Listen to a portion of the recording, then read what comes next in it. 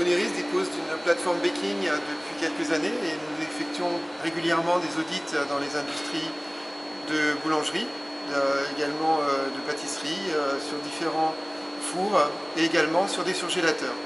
Sur les fours, l'objectif est de mesurer les flux de chaleur ici qui vont être reçus par les produits en cours de cuisson afin de vérifier l'homogénéité de traitement des fours et en particulier détecter des effets de rive par exemple.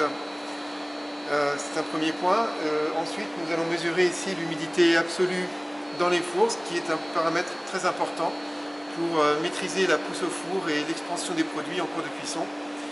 L'humidité va également influer sur les problématiques de coloration des produits et de formation de la croûte et de couleur, de brillant de la croûte, de toutes sortes de produits, que ce soit des produits de pâtisserie, des produits de boulangerie.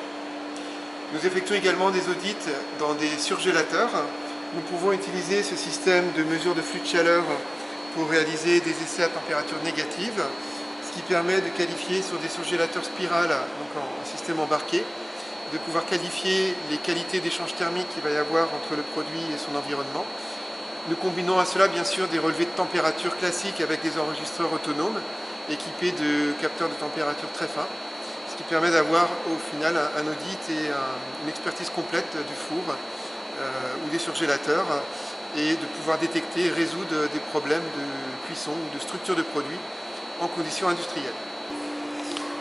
On dispose actuellement d'un module qui fait 4 cm d'épaisseur et qui permet donc de passer dans des fours assez fins. On dispose également d'un module qui fait 6 cm d'épaisseur.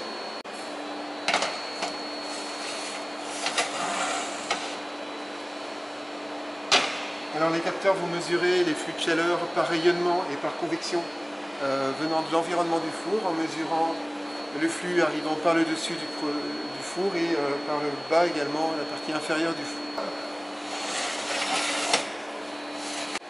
Donc suite à l'enregistrement, on peut tracer ici l'évolution du flux de chaleur en watts par mètre carré en fonction du temps au cours du convoyage du capteur.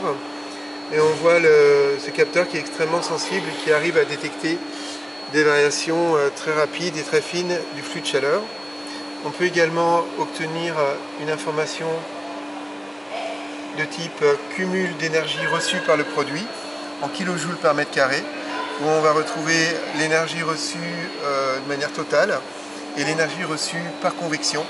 Donc ici par exemple on a l'énergie par convection, l'énergie totale en bleu, et la différence représente l'énergie reçue par rayonnement. Donc l'appareil Hygrox ici nous permet de mesurer l'humidité absolue dans les fours. On dispose de deux moufles isolants, un moufle ici de 70 mm et un moufle de 35 mm. Donc ces moufles vont permettre de recevoir l'enregistreur qui est équipé d'un capteur ici qui va mesurer l'humidité absolue dans le four.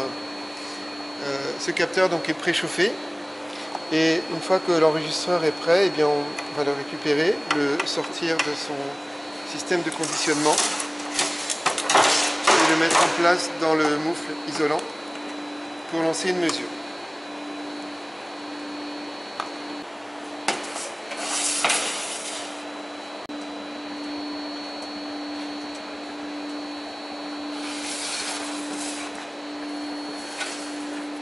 Une fois que les données ont été retirées de l'enregistreur, on va pouvoir tracer ici l'évolution en fonction du temps de différents paramètres. En premier lieu, la courbe, la température de point de rosée ici. En fait, tant que la température du produit à l'entrée du four sera inférieure à cette température, l'humidité va se condenser sur le produit, ce qui va assurer, faciliter l'expansion, la pousse au four du produit. C'est un paramètre très important. On voit ici par ailleurs l'humidité absolue à l'intérieur du four. On atteint ici une valeur de l'ordre de 200 grammes d'eau par kilogramme d'air humide. Donc, il s'agit d'une humidité en fait spécifique, qu'on convertit ensuite en humidité absolue, en grammes d'eau par kilogramme d'air sec. Et on voit ici clairement une valeur très importante en milieu de four, qui traduit ici un défaut d'hygrométrie à l'entrée du four et probablement des problèmes de ferrage de produit et de blocage au niveau de l'expansion. Enfin ici on voit la température dans le four, qui était donc un four à convoyage ici sur une cuisson d'environ 10 minutes.